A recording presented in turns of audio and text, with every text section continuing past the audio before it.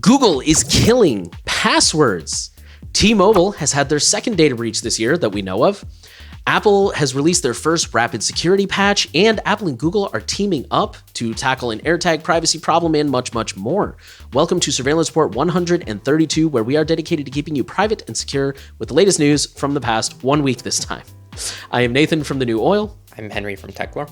And this week, our promo segment is the same as always. We have our Patreon, where you can go and join for, some people don't seem to know this, but for the record, you can join for any amount you want. But if you join at $5 or more, you can ask us a question for the Q&A. And if you join for $10 or more, then you can get this same podcast. It's ad-free. There's a few more additional commentary and some extra tangents from us.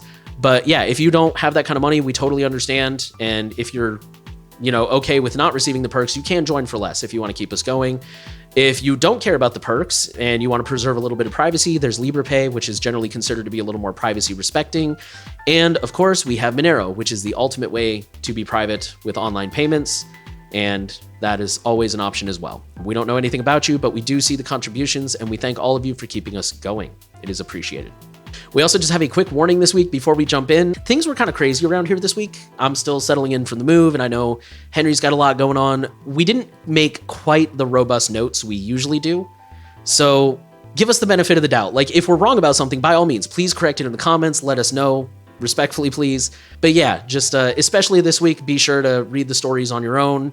And be aware that we may be wrong about some of the finer details, but we're going to do our best here, and we apologize in advance if anything is incomplete or comes out wrong. Well, diving into the highlight story this week, Google is rolling out password killing technology to all of its accounts. So this is part of the new Passkeys trend that we're going down, as well as, more FIDO related things. But Google is announcing a major effort to let its personal account holders log in with a password replacement known as Passkeys. The feature launched today for the company's billions of accounts, and users will be able to proactively seek it out and turn it on.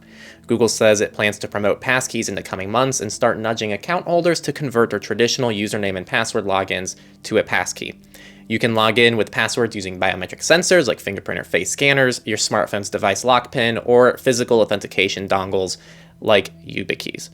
I'm glad that this is an option now. It's been a while since Google has, I think, been ahead of the game with 2FA stuff, and it's kind of cool to see them roll this out. Passkeys, I think, are better than insecure usernames and passwords, and so as long as people still have the option between everything, I'm all for this. There's very few privacy or security concerns I have with Passkeys as of today. I actually don't have a lot of thoughts. I agree with you that I think almost anything is an upgrade from using bad usernames or passwords, and weak or lack of 2FA. Definitely, I agree with you there. Truthfully, there's still a lot about passkeys I don't understand. I mean, I'm glad to see it rolling out. This is something I should probably turn on and start experimenting with myself, and then I might have more thoughts when I do. I'm glad to see the other options are still there for now, and personally, I'm really curious what happens if you lose your phone or something like that. I still feel like I haven't really gotten a good answer on that, but... It's recovery methods. Oh, okay, fair enough. And also just a quick note in case it kind of got blown over. This is only for personal Google accounts. It is for all accounts, but only personal accounts, not like business accounts or enterprise accounts. It's all accounts in the sense that it's not like just America or just Europe. Like, it's, if you have a personal Google account, you can turn this on. So you can also go play around with this and see what you think. Pretty quick highlight stories the last couple of weeks, but we're going to go ahead and dive into data breaches now. We're going to start off with a fun one. T-Mobile has disclosed their second data breach since the start of 2023. The article says that attackers had access for more than a month, starting in late February 2023, compared to previous data breaches, the latest of which impacted 37 million people. This is relatively small. It only affected 836 customers, but, any breach is never a good thing. T-Mobile is saying that the attackers did not gain access to call records or personal finance account info, but I mean, I don't think they've really said what was obtained, and really anything could be risky. Phone numbers can be used to emulate, say, hey, this is T-Mobile, you're late on your bill, click here to fix it, phishing attacks and things like that. So yeah, again, any breach, any information stolen is really not good and very unfortunate. Brightline data breach impacts 783,000 pediatric mental health patients. Mental health provider Brightline, this is mental health stuff, is warning patients that it suffered a data breach impacting 783,000 people after a ransomware gang stole data using a zero-day vulnerability and anyone want to guess what it is? Fortra Go Anywhere secure file sharing platform. So the company's internal investigation revealed that the data was stolen by the Clop ransomware gang, which included full names, addresses, date of births, member identification numbers, date of health plan coverages, and employer names. They've said that they've implemented additional security measures, including limiting ongoing access to verified users, removing all the data from the service, and continuing ongoing measures to reduce data exposure until an alternative file transfer solution is identified and implemented.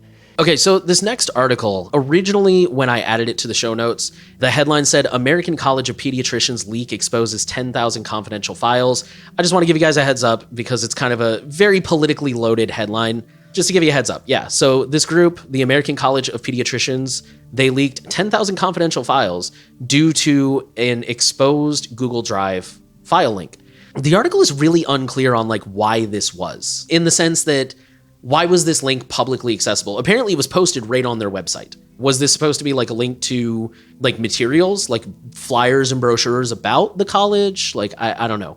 But for whatever reason, this link was published on the website, and when you clicked on it, there was no password or anything. You were able to download 10,000 documents that included things like financial and tax records, membership rolls, email exchanges, and apparently these records went back over a decade. That's kind of all I got on that one. It's just really unfortunate. It's did the article say, do you know, was it staff documents or was it patient documents or? I'm unclear. The whole story it's so confusing to me. The whole story, I just don't understand it, to be honest. Yeah, so for the record, when we opened this article, there was a little bit of confusion because apparently if you click it in reader mode, and I've seen this before on other articles, if you open it in reader mode, the first third of the article is missing.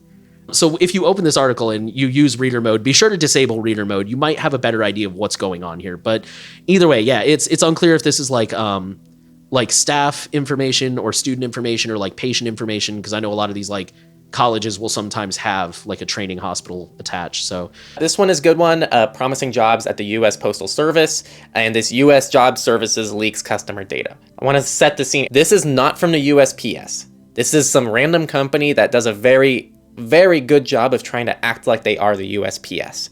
And they try to promise people jobs at the USPS, but it's really just a totally separate company. So this online company based in Georgia has made tens of millions of dollars to sell access to jobs at the USPS. And when we say sell access, they sell how to nail your interview. They have strategies to pretty much get jobs at the USPS. But they exposed its internal IT operations and a database of nearly 900,000 customers. The leaked records indicate the network's chief technology officer in Pakistan has been hacked for the past year, and that the entire operation was created by the principals of a Tennessee-based telemarketing firm that has promoted USPS employment websites since 2016.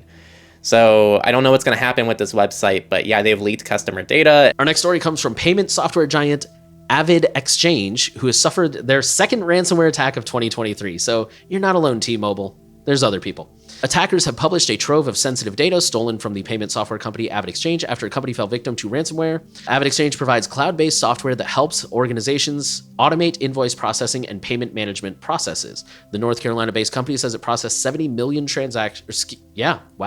70 million transactions for 8,000 customers in 2022. Ransom House Ransomware Group claimed responsibility. Data stolen includes non-disclosure agreements, employee payroll information, and corporate bank account numbers. So bad for employees and the company. The leak also includes login details, including usernames, passwords, and in some cases, answers to security questions for a variety of the company's systems, including cloud accounts and security software, through to smart door locks and surveillance cameras. The leak login details suggest that Avid Exchange uses easily guessed passwords with derivations of the company's name and the word password itself, unquote. Alpha Gang claims ransomware attack on Constellation Software. So a Canadian diversified software company, Constellation Software, confirmed on Thursday that some of its systems were breached by threat actors who also stole personal information and business data. The incident was limited to a small number of systems related to internal financial reporting and related data storage by the operating groups and businesses of Constellation. Constellation added that it had contained the attack and has now restored all the IT infrastructure systems impacted in the incident. This one is pretty small in terms of who was affected. It sounds like it was mostly affecting businesses, and even then it doesn't sound like it was a huge number of people, but this is still a data breach to throw your way. All right, and our last data breach is a little different. It comes from Twitter. It says a quote-unquote security incident exposed private Circle tweets. So for those who don't know, Circles is this thing in Twitter that basically allows you to choose specific people you want to share with. So I don't recommend this, but for example, let's say your parents and your siblings follow you on Twitter, as well as a bunch of other randos. You can make a circle that's just your family members, and then there you can post like personal things that you don't necessarily want everyone to see, but you also don't want to text everybody 500 times. The issue here is apparently Twitter circles recently were not functioning correctly. April 7th, to be exact, Twitter users began to say that I can read these tweets that I'm not supposed to be able to read. So hopefully Twitter will get that patched up soon. We're now going to move into the company section. Chrome, Google Chrome, the browser, is dropping the lock icon to show HTTPS status. The lock icon, which all of you probably know as maybe that green icon or the gray icon, depending on your browser, is in the omnibar next to your URL, and pretty much it signifies if a site is using an SSL certificate, so it's HTTPS instead of HTTP. For a long time now, Google's been wanting to replace this actually, and they're finally doing it, and they're replacing it with a new tune symbol, so kind of like a settings icon. So like think 3 horizontal lines. Google's reasoning for this is Google said its 2021 research showed that only 11% of participants in a study correctly understood the meaning of the lock icon. And in 2019, the US Federal Bureau of Investigation issued public guidance that stated do not trust a website just because it has a lock icon or HTTPS in the browser address bar. So now in version 117, they've moved over to the tune icon, which does not imply a site is trustworthy and is more obviously clickable, so people can click on the tune icon and get other site settings. Some other research from Google shows that the vast majority of connections, over 80%, are secured with HTTPS nowadays anyway. And also, like, browsers warn you if you're accessing a website without HTTPS anyway. That's the story. We kind of disagree on this one. So do you want to start? Sure. So, Sorry, but before you start, this is patron-only debate. So if you want to hear our debates on this, you better join our Patreon. You know, on the topic of Google, we'll go into our next story, which concerns both Apple and Google, which will segue nicely into our third story. This one says Apple and Google team up to fight Bluetooth tracker stalking. So this concerns mostly AirTags, but this has also been an issue for other like Tile and other less popular brands. It says Apple and Google have joined forces to push for the adoption of new industry standards designed to put a stop to stalking via Bluetooth-enabled location tracking devices. The new draft specification unveiled today by the two tech giants proposes that vendors making devices that could enable unwanted tracking should make it easier to alert the targeted individuals when this is happening. The first of its kind specification will allow Bluetooth location tracking devices to be compatible with unauthorized tracking detection and alerts across iOS and Android platforms. Samsung, Tile, Chipolo, Eufy Security, and Pebblebee have expressed support for the specification, which offers best practices and instructions for manufacturers should they choose to build these capabilities into their products. If manufacturers adopt the newly proposed technical standard, it will provide compatibility with Android and iOS unwanted tracking detection and alerting technology. Okay, I'm just going to say the first thing that popped into my head. Let's all be happy at Google and Apple for doing what they should have done from day one. Yay! Yeah, actually, I'm kind of pissed about this story now that I've read it a little more in detail, because they should have been doing this from day one. And like, dude, this is one of the things that's pissed me off about the AirTag is when the AirTag dropped, there were so many people, us included, and many other privacy experts and just technologists, not even privacy people. There were so many people with common sense. People with common sense. Thank you, yes. There were people who knew how to count to 2 who were just like, this is going to get abused. This is going to get abused. And the whole time, double-digit IQ required. Yeah, seriously. And like, dude, the whole time Apple was, for those of you who were there when this was happening, the whole time Apple's just like this cool new thing, and you can like put it on your cats, and you can put it on your keys, and you can put it on your backpack, and it's going to be so awesome. And people are like, this is going to get abused. And they just kept ignoring it. And then lo and behold, like within the first week, it's like, oh, hey, this is getting abused for like stalkers to track their exes and crap, and like people to steal cars. And I think a few people have even been murdered over these. So I think nothing. I do remember now. Yes, at least several people have been murdered because of these things. So they should have been doing this from day one. And Apple did, I think before it came out, Apple did say like, oh, you know, it'll alert you if there's one nearby, but only if you have an iPhone. And Apple in particular has been so resistant to roll out anything for Android. I think they finally did a couple months ago, right? They did. Yeah, but for the first like year and a half, there was nothing.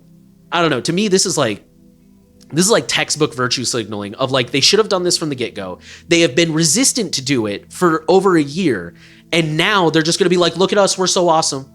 We're so great. Aren't we benevolent gods? Screw these guys. I mean, it's good that they're doing this because it is desperately needed, but also like, screw you guys for trying to act like you're the good guys for this. You should have been doing this over a year ago. How's that for all the people that say that we don't give Apple and Google enough flack? There you go. There's your hate. You got any thoughts? I don't. I think this is good. I mean, it's good that they're doing it. I agree. It's like, really late, but Yeah, like, don't get me wrong. Like I said, it's good that they're doing it, but I just hate that they're trying to, like, all the stories I've seen about this have been like, oh, good job for them. It's like, screw you. You should have been doing this a long time ago, and you know it. well, something that is actually, I think, really good, really on all accounts. I don't really have many complaints about this one. Apple has released its first rapid security fix for iPhone, iPads, and Macs. So, context, this was released, was this released in iOS? Okay, well, while Nate's fact-checking that, so what these are is it's a different update stream for iOS devices. Normally in the past, Apple was like, oh, we have a security issue, time to roll out a whole version of iOS for everyone to install. But this is designed to be a quick security patch. So in iOS 16, Apple released Rapid Security Response, but this is the first time it's been used now for 16.4.1 parentheses A, which is how they're somehow signifying that it's a security update. But this just landed. If you have an Apple device, either an iPad OS, iOS, or Mac OS device running either 16.4.1 or Mac OS 13.3.1, you will receive this update. I had issues installing this when it first came out, as well as Jonah and a lot of other people, but like an hour after we got the update, then it was fine.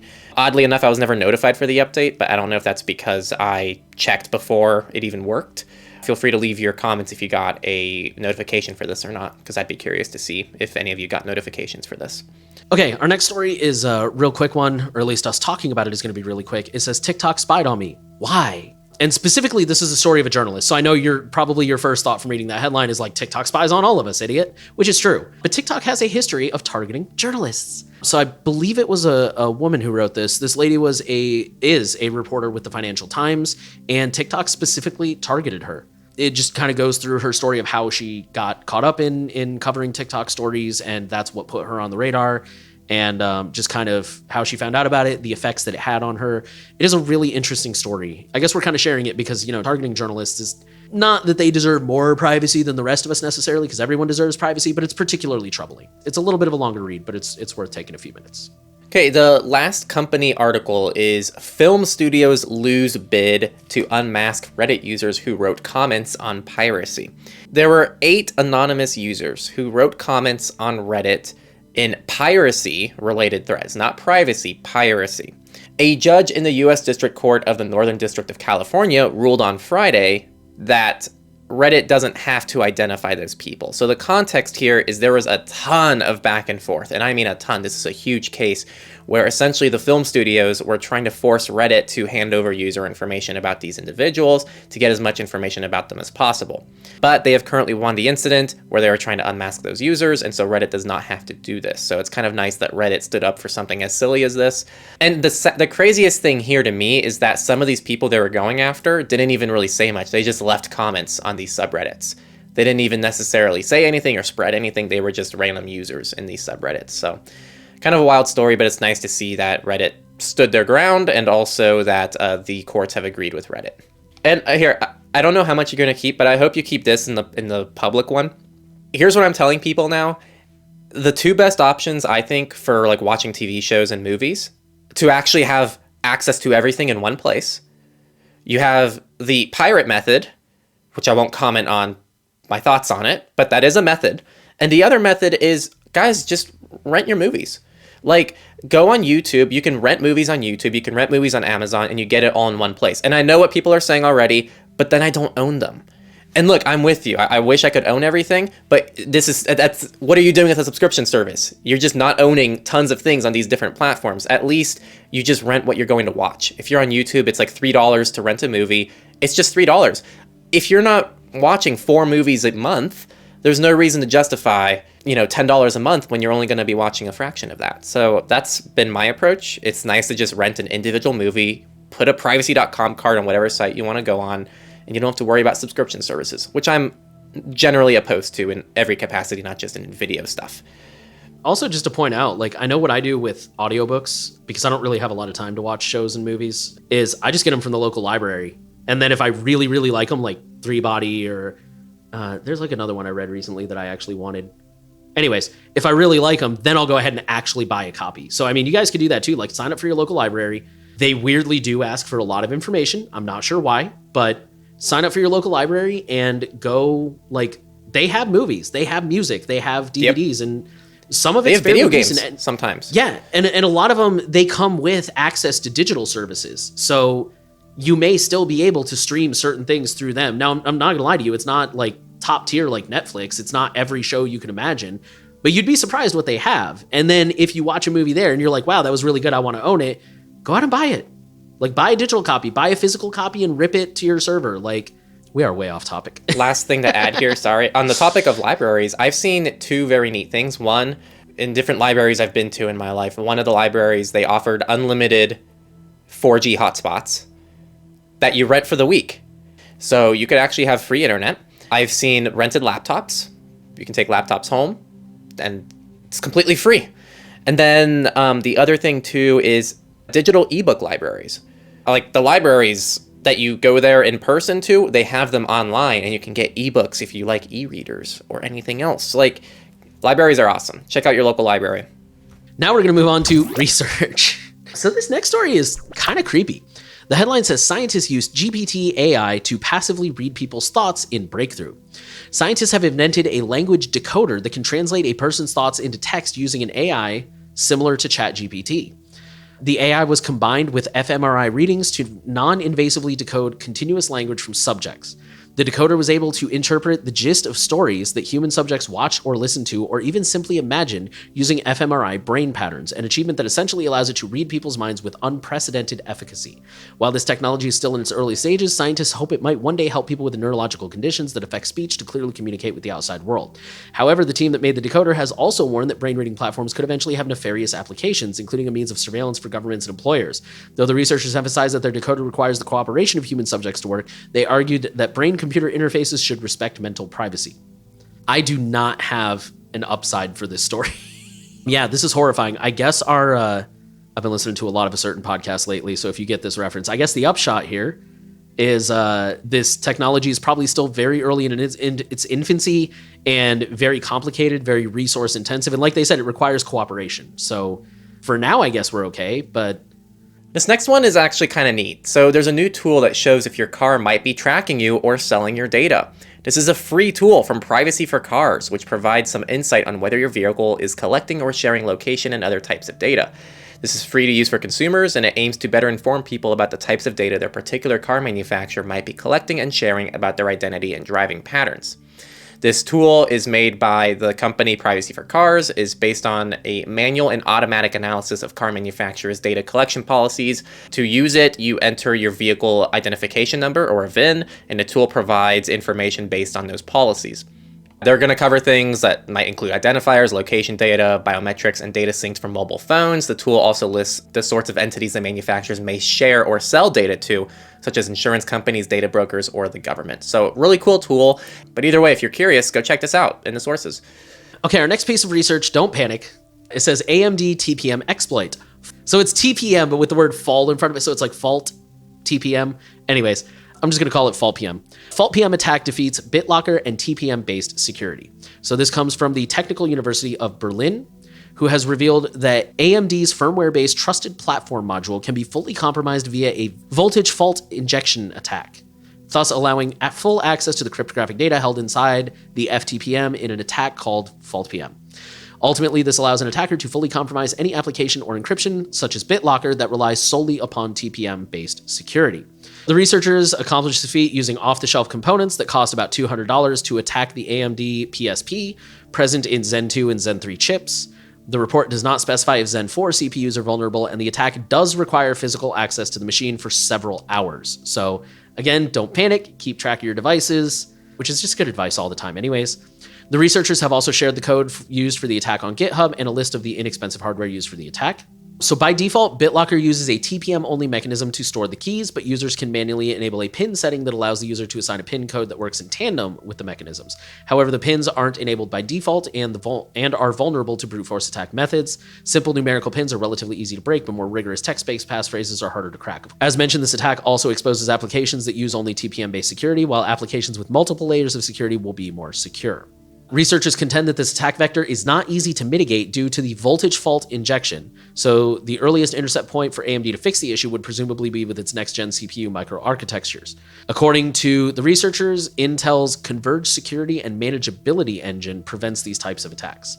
There's not been any official communication from AMD on the matter, so the release doesn't appear to be part of an industry-standard coordinated disclosure. The article says they have contacted AMD for more details and to see if the company has a mitigation plan and will update as necessary. Kind of scary stuff. Again, thankfully, it requires physical access and several hours, so probably unrealistic for most people, but still something to be aware of and very unfortunate. Okay, so let me break this down. So this is an article titled On the Security of the Linux Disk Encryption LUKS. So just painting the picture, I'm not going to get into all this drama bullshit, but there's lots of back and forth drama between security people, as there always is, talking about the security of LUKS, which is the encryption software for generally Linux devices, and is probably the easiest way that you're going to set up full disk encryption on a Linux device for most people on Linux. I don't care if you use some frickin' self-hosted, your own open source crap that you found with 2 stars on GitHub, that's fine. We're talking about LUKS here. Pretty much, there was all this drama going back and forth. People were accusing that it's insecure and whatnot, but this article kind of lays everything out very nicely, and it talks about the actual security concerns with the LUKS and what it looks like. I'm going to read the conclusion here. In our estimation, based on the available information, PBK, DF2, and LUKS1 cannot be held exclusively responsible for decryption. It is important to use a strong password or passphrase and to follow the described recommendations when using them. Using up-to-date software and algorithms increases security and reduces possible attack surfaces. So to add context here, there were several attacks that people were outlining that could be done on LUKS to question the security of LUKS, but a lot of those are based on the premise that they weren't using strong algorithms, which might have been defaults for certain Linux distributions, or they were simply out of date, because people were so behind on updates and they set up LUKS so long ago that they were still using kind of ancient cryptography to secure their operating systems. So make sure you're staying up to date and make sure that you're choosing good algorithms. If you're using something like Fedora or any other major distro, you should be fine. Another sentence here from the conclusion: upgrading the key derivation function is not a one-time task. You should check every few years whether the function you are using is still considered secure and adjust the level of difficulty. This applies not only to LUKS, but to all password-based encryption tools, such as Veracrypt or KeePassXC. I'm really glad they touched on this because that is a problem. Even myself, I use KeePass. After the whole LastPass incident, I had to look up the amount of iterations that my KeePass database was set to, and it was set really low, and I had to bump that up. So if you are one of these people and you're using LUKS or Veracrypt or KeePass and all this stuff that is kind of DIY in my book, you have to make sure you're keeping up and you're actually staying updated with the modern attacks that are happening against you, just like you should be doing with everything else in your privacy and security life. But in this case specifically, there's a layer of user error here, as well as maybe some lazy defaults on some Linux distributions. But if you have everything configured correctly, LUKS is still secure, but there's definitely an asterisk on that. So make sure you read this article if you want to read all the recommendations, because this article lists out all the details if you're using LUKS and you want to know how to make sure it's secure. With that, we will move into politics. FTC moves to completely prohibit Meta from monetizing kids. So, quoting the article, the FTC aims to completely ban Meta from monetizing kids, saying it has, quote, repeatedly violated privacy rules and needs further instruction. The company's recklessness has put young users at risk, and Facebook needs to answer for its failures, according to Samuel Levine, director of the FTC's Bureau of Consumer Protection. There's a government order from 2020 that affects all of Meta's businesses like Facebook, Instagram, WhatsApp, and Oculus, and they're basically saying we need to update it to add total prohibition of monetizing data from anyone under 18.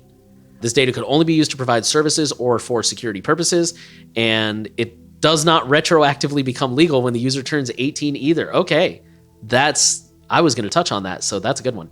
No launching new or modified products or services without the independent assessor confirming that the new features are in compliance with privacy restrictions. If Meta happens to buy up some cool new company, this privacy rule will now apply to them as well. Expanded limitations on facial recognition requiring disclosure and affirmative consent, and strengthened requirements throughout relating to privacy review, data inventory, access controls, etc. Meta has strenuously denied the FTC's approach, calling it a political stunt. Meta says, quote, despite 3 years of continual engagement with the FTC around our agreement, they provided no opportunity to discuss this new, totally unprecedented theory. Who accused the FTC chair Linda Khan of a new low in letting TikTok run free while antagonizing Meta. They're not letting TikTok run free. Everyone's attacking. I was gonna TikTok. say, what the hell happened 2 months ago? Oh, I'm sorry. They just called a random person in to hold a highly televised national questioning. Like, oh my God. I mean, to be fair, to their defense, nothing came of it. And for the record, just to be clear, they could do more against TikTok, but I just love that. Like, they're letting TikTok run free. They've been under scrutiny too. They just seem to be better at hiding their garbage than you do. So this next one is pretty classic, actually. Well, it's bad, but it's a classic. So Pornhub has been blocked in all of Utah. Pornhub has blocked all of Utah from its website. This is a response to Utah essentially banning porn because of age verification laws. So they haven't banned porn, but they now require you to verify your age to use the platform. In January, Pornhub started requiring identification from Louisiana-based users following the passage of a law that makes porn sites liable for content deemed harmful to minors. Several copycat bills started moving through state legislatures with varying success, including in Arkansas, which recently passed its version into law. In 2016, Utah declared porn a, quote, public health crisis and an epidemic that is harming the citizens of Utah and the nation. Some context here. This is the article, not me. I'm quoting the article. Members of the Church of Jesus Christ of Latter-day Saints, aka Mormons, have recently and historically represented the majority of legislators in Utah, and in 2009, Utah was considered the online porn capital of the U.S., with the most porn consumers logging in the nation. In 2021, Cox, no pun intended, signed a law that would require device manufacturers to add adult content filters on all smartphones and tablets sold in Utah. Experts say that age verification doesn't work to protect children online and only works to drive material that is harmful to minors to less safe spaces on the internet, while exposing adults to more risk of identity theft, private data hacks, and extortion. Immediately after SB 287 passed the House and Senate in Utah, residents there started discussing how best to use virtual private networks to keep accessing porn. And there's a separate article now from The Verge, which I swear you guys got to look at this in the sources. The title of the article, I'm going to make sure I get this right. I'll go ahead and post a screenshot of it too. But yeah, if you're audio listening, remember to check it out when you get a chance. It's pretty good. Right. It's really good. So the article is titled, Pornhub Cuts Off Utah, period. Utah discovers VPNs, period. And here's the whole article. Sometimes a picture is worth 1,000 words. And it's an image. Those in the audio, watch the video or look at the sources. It's an image of search volume, Google search volume for VPN on May 2nd, 2023. And it's at 100, which is the max possible search volume, only in Utah. Every other state is like in the 20s, 30s. There's a couple other ones in 45. But then there's Utah at 100, which means it's the most popular search term in the state for that day. Okay, our next story is a really quick one. The headline says, cybercriminals hit Dallas City servers, limiting some police and IT systems. This comes from the Royal Ransomware Group, who previously hit Dallas schools. City officials are asking for patience during this recovery period. This is a developing story. I strongly suspect we will be moving it to the data breaches section here pretty soon, but as of right now, we don't really have a lot of details, so we'll see. And then I just got to note, police services. Like, this is bad, guys. This stuff affects people's livelihoods. Like, has anyone officially died from a cyber attack yet? Yeah, it's happened. There was the hospital case, I think. No, but didn't that turn out to be unrelated? Like, it turned out the person would have died anyways?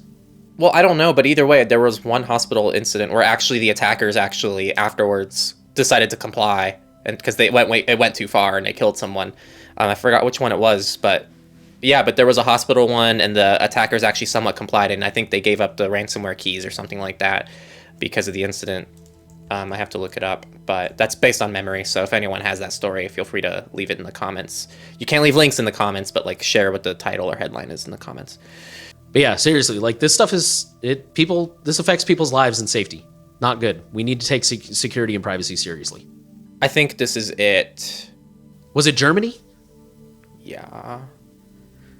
Okay. Because I remember there was a story about a ransomware that hit a hospital and somebody did die.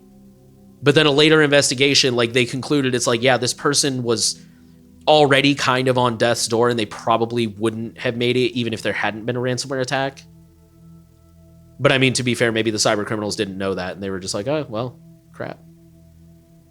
There actually was... So first off, you are correct. That German woman who died, it was later found that the ransomware was not a key role in the death.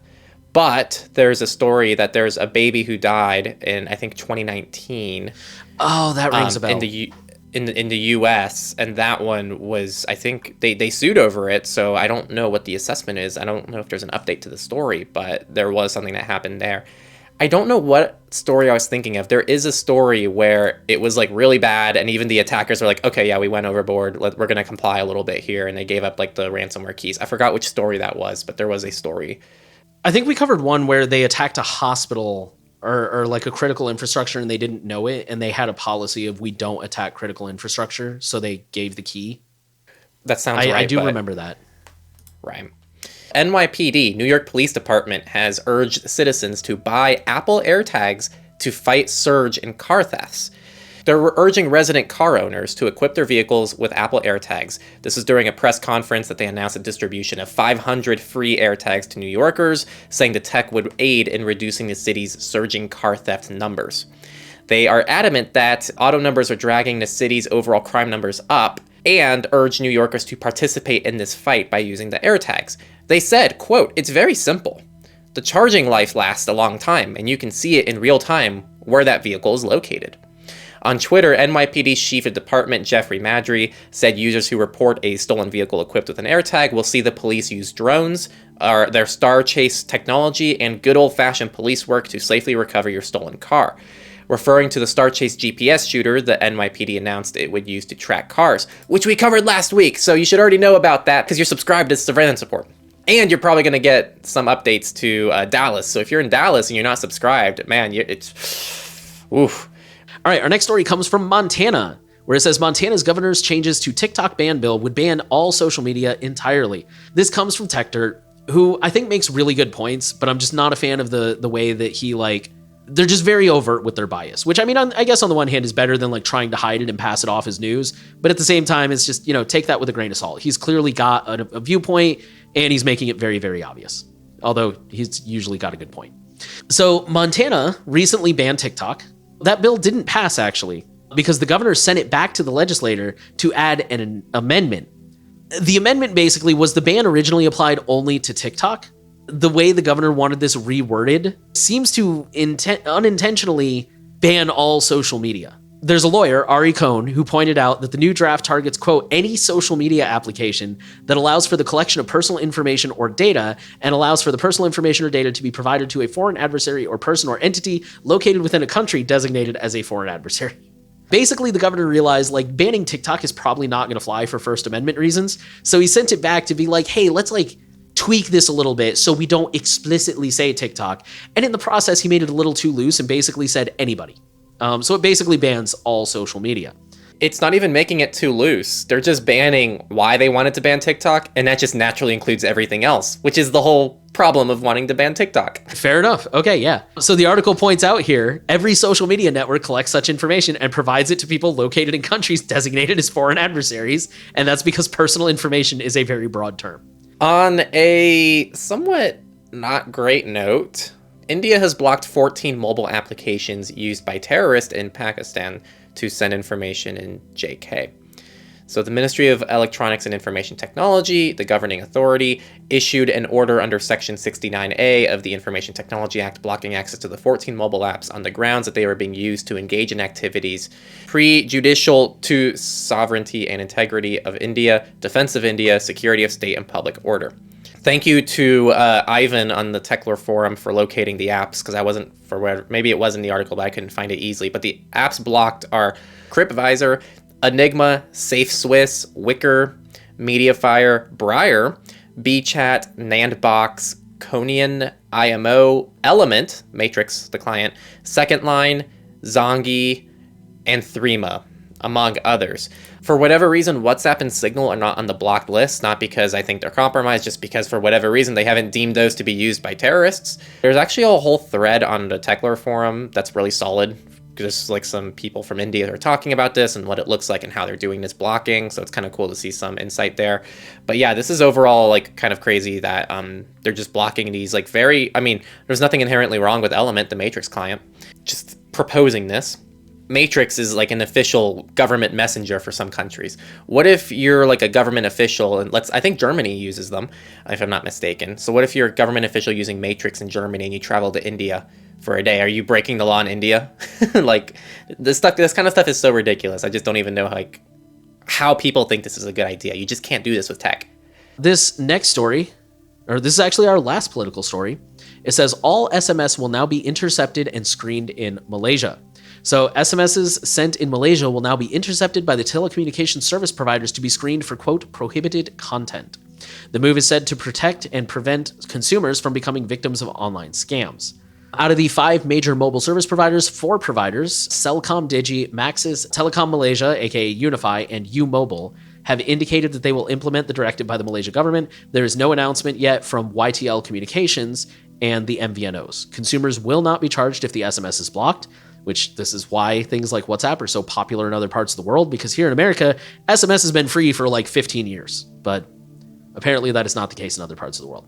The article goes on to point out that SMS was never secure or private. It's an old technology, it's a way to send text-only messages between phones, and it is not end-to-end encrypted. The block does not apply to internet messaging services like WhatsApp, Telegram, Facebook Messenger, WeChat, and other secure platforms which offer encryption and therefore makes it impossible for content to be screened. And the last story of the week, because there's no Misfits, so we're just going to do FOSS and end with the Q&A. But free and open source software, Brave has made some, I don't know, this article is like, wow, Brave has made such big improvements to their privacy. It's not that big, people. Brave updated, it's improved its script blocking, so now you can block individual scripts on a website. It's still not as thorough as NoScript or uBlock Origin, but it does give a little bit more control over the script blocking. And they've also made Google's sign-in a little bit more private as well. That's it. Those are the changes with Brave. Not that I hate Brave, I like Brave, I use Brave, but I don't know how much Brave is paying for these articles for them to just act like it's a huge frickin' deal, and it's just not. Henry stole my thunder. There's no Misfits this week. And we only actually have one question. So friendly reminder, Q&A is available to patrons, $5 a month. You can ask us pretty much any question. I mean, obviously, if it's too personal or something, we won't answer it. But so far, nobody's really been asking any super personal questions. Y'all have been asking really good questions, and we're happy to answer them. This one comes from Clem, who says, what are your thoughts on the Google Pixel Fold? And Henry's already laughing. Do you have thoughts? I do have. Well, I wish sometimes I could just leak my DMs on purpose, because I think I've ranted about this now for like a solid hour on Signal between different people. So I just hate folding phones in general. I think they're so ridiculous. Like, I hate the concept of a folding phone. I really do. Because I already like small phones. I don't want more screen real estate. I don't need more screen real estate. I want something small, and I don't want something that's super thick in your pocket. You know? So I already just don't like that. They're also super fragile. If you drop a folding phone, and if you drop a non-folding phone, I'm going to always put money on the folding phone breaking before the other one. They're super expensive. These folding phones are just ridiculously expensive. You might as well just get like a nice laptop at that point if you want something that folds and makes you feel good about yourself. And also, like, I've used like the high-end Samsung one, and there's like a whole crease on the screen when you open it up. It just doesn't look good. I've heard that too. That's what I was going to say. Right, it just doesn't look good. I don't really understand the use case. It feels more like a Samsung fad, like a Samsung, because Samsung always has their fad features that last for a few years and then they go away. But this one has not gone away, and people keep trying to like commit to this. I just don't think it's a great idea. I don't get the concept. I don't understand the use case. I think the use case is more screen real estate, but at the cost of so many things in the process. And I'm anti-screen real estate. I want a small phone. I want something with like a 4.5-inch screen, and I'm happy. Those are my thoughts on the Google Pixel Fold. So nothing against Google, actually. It might be a great phone, and maybe Google's execution is great, and I'm glad that's probably going to run stock Android and not whatever garbage Samsung has on their phones. But outside of that, I just hate folding phones in general. I want them to die. Sorry if you love folding phones. In answer to the actual question, to be totally honest, I really don't have an opinion. I've also heard that there's kind of a line down the middle. I think it's really cool from a technological standpoint. Like, I think it's super neat and super sci-fi Agreed. that we've come this far, that we can Agreed. do that. I think that's really cool. But I mean, honestly, I bought the first generation iPhone. I think I've shared this story before. I just had the money to burn. I had nothing better to do. That's the only reason why. I wasn't like an early adopter or anything, or an Apple fanboy. I was just like, at the time I had an iPod or an MP3 player or whatever. And so I'm like, hey, phone, MP3 player in one, sweet. Turns out I've always been a minimalist. Yeah, like I've had those phones that flip or slide or swing out or do whatever. I've never had like a desire for those again. Like, again, I don't hate them. I don't care. I just, ever since I've had an iPhone and you just hit a button and the screen lights up and I'm like, oh, okay, that's pretty neat. I've never really cared about folding, or I think the closest thing I've ever cared about is I saw like what's the word? A concept for like a phone that turns into a watch and like wraps around your hand. And again, I think that's even more of a minimalism thing, because it's like, cool, now I don't need to have a watch and a phone. They're all in one. I don't think it ever came to be. I think it was just like a proposed idea. But yeah, other than that, like I think it's personal preference. If you want a folding phone and it actually works well and you're not dropping it and cracking it in your pocket and breaking it all the time, then like, hey, go for it. But other than that, I really have no thoughts. So unless there's like something I'm missing about like hardware or software, you know, like, oh, it's going to do this super cool thing, then just a folding phone in general, I personally couldn't care less either way. If you like them, good on you. If you don't get one. Okay, and that's it for this week. Passkeys are out for personal Google accounts, so if you're a Google user, feel free to go check those out, see if it's right for you, maybe not. T-Mobile has had their second breach that we know of. Apple has pushed out their first rapid security patch, seems to have gone mostly okay. Hopefully we'll see that smooth out in the future. Apple and Google are finally teaming up to offer some somewhat meaningful protections for AirTags and much, much more. And as usual, we will probably have updates to a lot of these stories. You know, Passkeys will roll out to future apps. I know this is the outro, but real quick, for those of you who don't know, 1Password is working on passkey integration support. I'm pretty sure Bitwarden has mentioned it at least. So we're going to see those roll out to a lot more privacy respecting services in the future. We'll probably see more T-Mobile data breaches, more Apple rapid security patches. I mean, all of it. So stay subscribed and we'll keep you updated as we learn more. Just a reminder, our promo segment, if you enjoyed Surveillance Report and want to keep us going, we have Patreon. For $5 a month, you can ask us a question. For $10 a month, you don't have to listen to the spiel. You get more of our rants, and we got real ranty this week, so there's definitely going to be a lot in there for patrons. If you don't care about any of that, just a reminder that you can give less than that on Patreon. You just won't get the perks. And if that's the case, you could also check out LibrePay, which is considered more privacy respecting than Patreon and is also just not Patreon. And of course, the maximum way to support us privately is Monero. If you're looking to support us and protect your anonymity as much as possible, Monero would probably be the way to go. Regardless of how you support us, we do see that support and it is highly appreciated. Thank you all. So, thank you for listening to Surveillance Report. The final thing we want to ask of you, as always, share the podcast around. Make sure you are subscribed. Give us a rating if you're on a platform and that's an option. You can comment on certain platforms, all that stuff. All of it helps us reach as many people as possible with the message of privacy. Every little bit helps. So thank you for doing that. Thank you for listening, and we will be back next week.